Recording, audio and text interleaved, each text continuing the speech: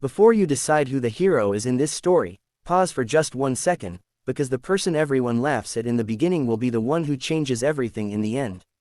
And if stories about hidden strength, quiet resilience, and unexpected justice move you even a little, make sure you like this video, subscribe to the channel, and stay with us until the very last moment. You'll understand why. You know nothing about this. The millionaire's laugh echoed across the glass-walled conference room, sharp and dismissive, the kind of laugh that wasn't meant to be shared but endured. Around the table, executives smiled nervously, some looking down at their tablets, others pretending to find the ceiling interesting. Standing near the door was Ethan Cole, 24 years old, junior operations employee, his hands clasped together so tightly his knuckles were white. The laugh wasn't new to him.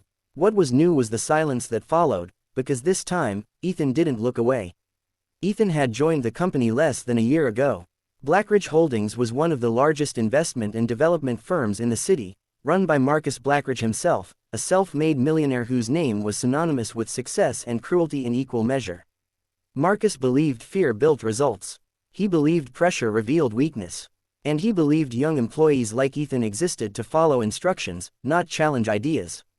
Ethan's desk was in the far corner of the open office floor, close to the printers that jammed every morning and the air vent that rattled all afternoon. He arrived early, left late, and spoke little, not because he lacked ideas, but because he had learned a long time ago that speaking without power often came at a cost. His coworkers liked him, though most didn't really know him. They knew he was reliable, quiet, and unusually thoughtful for someone his age. What they didn't know was why. Years earlier, Ethan had watched his father lose everything to a corporate acquisition led by a firm very much like Blackridge Holdings. His father's small manufacturing company had been swallowed, stripped, and discarded. The stress killed him slowly, first the business, then the pride, then the man. Ethan worked 2 jobs through college, studied operations and finance at night, and promised himself he would one day understand the system that destroyed his family, not to seek revenge, but to prevent it from happening again. The project that led to the infamous laugh was supposed to be routine. Blackridge Holdings planned to acquire a struggling logistics company. On paper, it was another opportunity for profit. Marcus wanted fast approval, quick cuts, and immediate restructuring. During a preliminary review meeting, Ethan noticed something off, numbers that didn't align, operational risks hidden beneath optimistic projections. He spent nights rechecking data, modeling alternative outcomes, and quietly assembling a report no one asked for. When the meeting came, Ethan wasn't scheduled to speak. But when Marcus confidently declared the acquisition, risk-free, something in Ethan snapped, not anger, but responsibility. He raised his hand. The room froze. Marcus glanced at him, amused. "Yes, you are, Ethan Cole, operations." Marcus smiled. "And you believe you've found something my team of experts missed?" Ethan swallowed. "Yes, sir." That's when Marcus laughed, loud, public, dismissive. "You know nothing about this." The words landed hard. Ethan felt every eye on him. In that moment, most people would have apologized and sat down. Ethan didn't. He took a breath, stepped forward, and asked permission to speak for 3 minutes. Marcus waved him on, still smiling, confident he was about to make an example of him. What happened next changed the room. Ethan didn't argue emotionally. He didn't accuse. He simply told a story, with numbers. He explained how the logistics company's apparent inefficiencies were actually deliberate redundancies protecting against regional supply disruptions.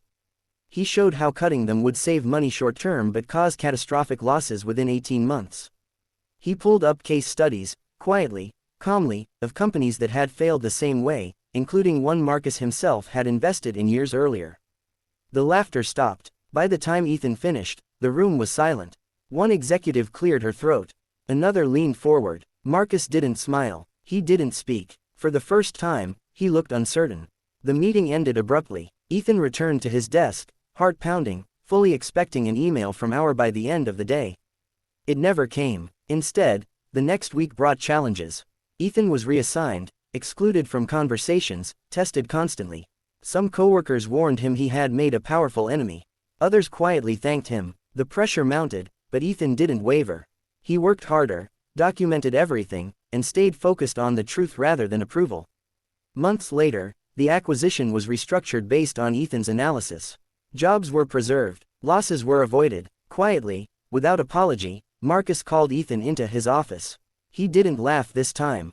He didn't praise him either. He simply said, "I underestimated you." For Marcus Blackridge, that was everything. Ethan didn't become rich overnight. He didn't get a corner office or a dramatic promotion. What he gained was something far more powerful: credibility, self-respect, and the knowledge that even in rooms full of power, truth still mattered. And here's the part that stays with you long after the story ends: silence is only weakness when it's empty. When it's filled with preparation, patience, and purpose, it can shake even the loudest voices.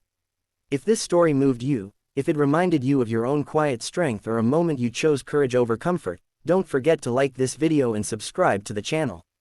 Stories like this are reminders that no matter how small you feel today, your moment to speak and change everything will come.